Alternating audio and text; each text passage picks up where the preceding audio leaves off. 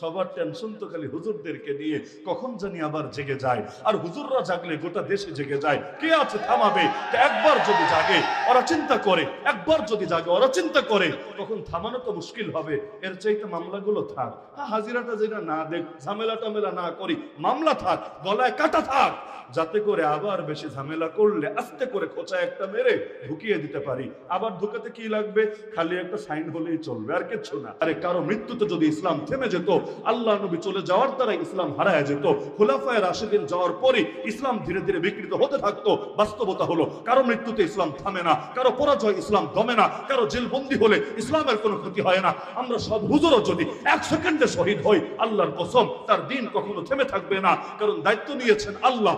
আল্লাহ যতদিন আছেন ইসলামের অগ্রযাত্রা কেউ থামাতে পারবে না। যতই চুলকাও না কেন, যতই গালি দাও না কেন, যতই ষড়যন্ত্র করো না কেন, যতই হামলা মামলা করো না কেন, বাস্তবতা হলো যে দিনকে আল্লাহ বিজয় করতে চেয়েছেন, পৃথিবীর কোন অপশক্তি সেই দিনকে কিছুতেই হারাতে পারবে না।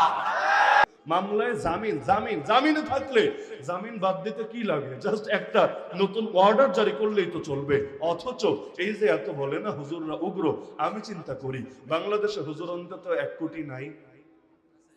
মাদ্রাসায় পড়ুয়া আলেম, মাদ্রাসায় পড়ুয়া ছাত্র, তাদের ফ্যামিলি মেম্বার, এরকম সব মিলে অন্তত 1 কোটি নাই। আরো বহুত বেশি আছে, বহুত বেশি আছে। এবং হুজুরদের ডাকে মানুষ সাড়া দেওয়ার মানসিকতা রাখে নাকি রাখে না?